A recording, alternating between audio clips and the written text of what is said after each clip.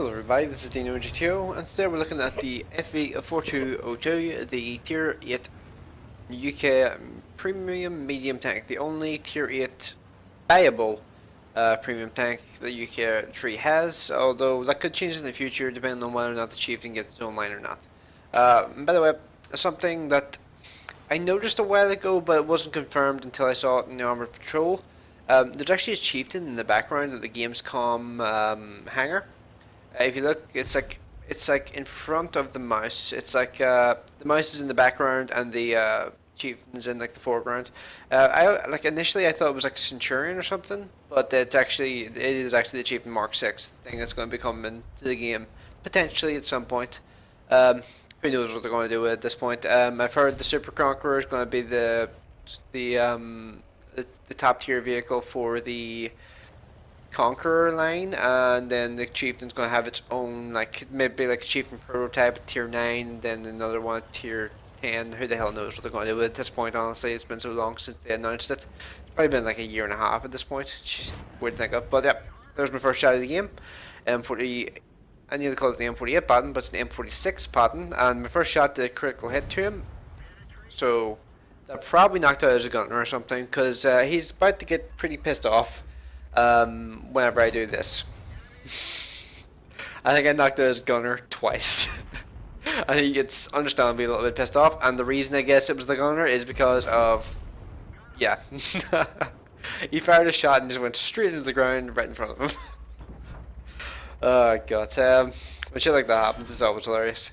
But yeah, this game is pretty much just going to be me firing constantly for like about 3 full minutes. Like every time I'm loaded, pretty much I jump up the ridge and fire a shot off into one of these guys on this flank, and you would see me do it again into the back of the Object 252's turret. I actually critical hit that guy. I'm hoping potentially I knocked out his ammo rack or something. I actually forgot to check after the game, so I'm not 100% sure.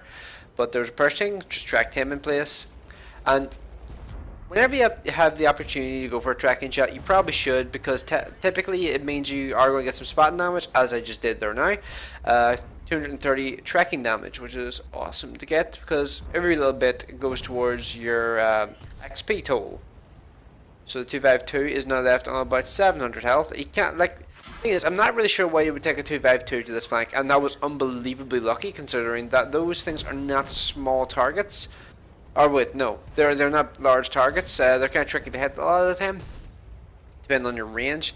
And considering I like half aimed that shot and then fired into the fire, that was lucky. And I just did it again. My reticle, I don't even think was over the cupola whenever I fired that shot. So whenever shit like that happens, you just have to go, well, thanks for that RNG. You don't usually do that for me. Because RNG, you just like, screw you. You're not penetrating anything. Pretty much, so that's just what RNG does a lot of the time. But right now I'm on 2 kills. T-34-3 is now 1 shot. Tiger took a shot into his flank. And we have about 5 tanks remaining on the side. They have 3 total, I believe. And T-34-3 pops up, and I clipped the outside of his turret, which meant that I bounced off. And the Tiger is not looking in my direction, so I'm going to finish him off. See, this is the thing with vehicles that rely on the angle of engagement. Things like the Tiger, things like the 252. 252, you really need to be able to like channel your enemies down like a in like a stream, like at the angle you want them to approach you. If they're able to hit you from multiple angles, you're basically screwed. One of those. And there's NuDay03 going to try to go for a shot on this guy, but he goes invisible, which means I don't know if that hit or not. And then the RE251's racing off in the background. Going to try and guess lead a shot at some point here. I can't remember exactly when, but he's going to poke up from behind the dirt mound in a wee second, and I think I go for a shot about here. So the 20-pounder gun is actually a pretty solid gun. It's very expensive to fire, and the what the hell is it called? The Prima Victoria basically gets the same gun, but essentially a little better. And if I hadn't have fired that shot off there, I would have gotten 4 kills. But unfortunately, my reload is just a tad too slow. But yeah, that gives you an idea of what this tank can do in a situation where nobody seems to really be shooting at you. Like, I mean, I only lost half my health in that game, which is something that doesn't happen typically very often. But one thing I should just mention about this vehicle before I go any further is this vehicle is potentially getting some form of buffs in the near future. I think I heard engine power and turret are the main buffs. It's probably going to get buffed in the same patch as the Centurion Mark 1, Mark 7, and Action X. And I've also heard, I think the three buffs I've heard rumored are upper front plate buffs, turret buffs to make the turret in line with the Centurions whenever they get buffed, and there's also going to be some engine power buffs because, well, this thing, its main thing holding it back at this point is its kind of crappy engine power. It's not very quick in a straight line, if I'm completely honest. It feels a little sluggish. It's difficult to describe. It's not slow, but it's really not it doesn't stand out speed wise. I think it's probably the best way of phrasing it. But one thing I always have liked about this machine is I always thought it looked kind of cool. I always thought the hull looked kind of cool. The turret looks a bit strange. It doesn't look 100% right on the chassis. It looks like it was designed for a bigger machine. But I always thought like the actual hull itself was kind of cool looking. Like as far as I'm aware, things like the Vickers MBT, well, what was theorized to be the new Tier 10 medium tank before the Action X was announced. Um, I think that tank, the Vickers MBT, has more of like more of this kind of look to it than a Centurion. Like the Centurions are a lot bigger, a lot more massive in terms of their scale, whereas this thing here is a lot more low down, a lot more. It's a lot smaller profile wise than Centurions, but I've just realized I've been around one for like a minute or two. Let's go on to the post game stats. Sorry about that. Okay, so this game was worth an Ace Tanker Mastery, and I think that's the like a medal I got for that one was, I think it's the Levowskins medal, the one that gives you the one you get for pretty much what's it called, for killing two vehicles a tier higher than you. I guess that makes sense because I believe I killed the M46. I also killed the Jagdtiger, so that doesn't make sense. So I'm assuming it's that medal. It's like for killing two vehicles that are tier higher than you or more, um, while in a lower tier medium. So yeah, 1422 base XP and 83,784 credits made. So pretty decent result in that particular game. And let's go on to the team scores. So I came top of the team. Next highest damage was the WZ-111-14, and yet again, you see that the lower tiered vehicles, the well, technically bottom tier, because I believe this was a tier 8 and 9 game only. Lower tiered vehicles on both sides came first and second on both teams, and then third place on both teams were the tier 9s, and then fourth, fifth, or well, fourth and fifth on their team is tier 8s, and then fourth on our team is a tier 8. So yeah, yet again, proving my point of, well, being bottom tier technically isn't too bad because typically you're just able to just do better and get like a ton of XP and stuff. I don't know.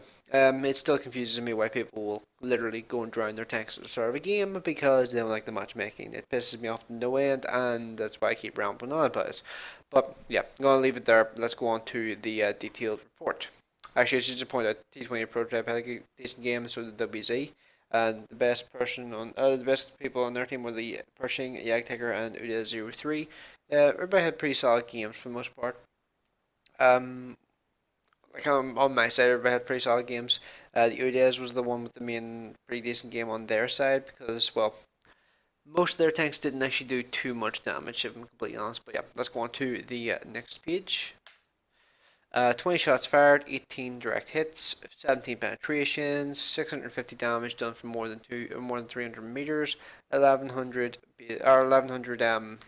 assistance damage, 66,211 credits made. So this is where the issue with this machine comes into play. The 20-pounder gun, as you saw there, can be a pretty reliable, pretty damn good gun.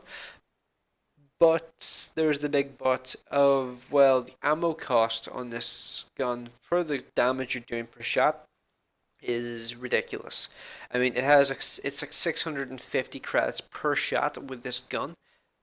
And to give you an idea, I think the M4 Revelries, um, I believe the shots for that thing there are either like 630 or 670 credits per shot, and you do 390 alpha per shot.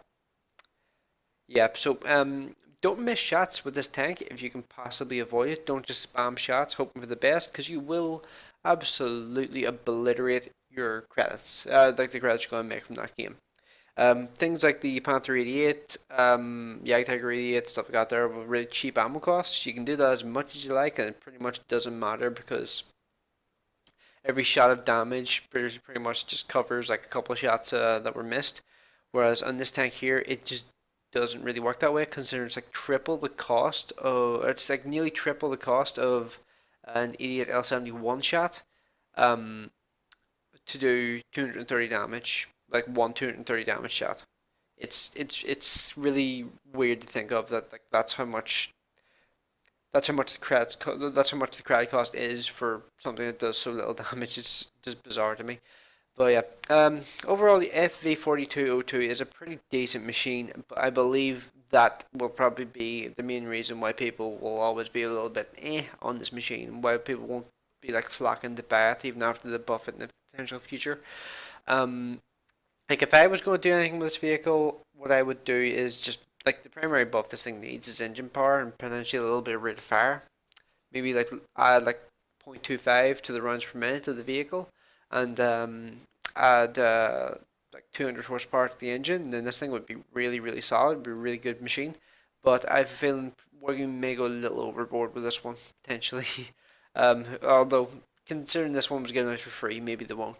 Don't know. Well, not given out for free, but you had to earn it. But I was one of those people who earned it. That's why I have this vehicle. I always forget I have it. Sometimes it sounds bizarre, but I always forget I own this thing because I just don't think of it very often as like as a machine like I really want to go and play. It's a good machine. I just don't really get. It's not as much fun to play as some of the other vehicles I have, and it just doesn't feel as rewarding to play because you know like you have to be so careful with the way you play it because it's shots. Like if you miss too many shots, it's going to cost you an arm and a leg. But yeah, let me know your opinions on the FE4202, and yeah, thanks for watching. I will see you in the next one.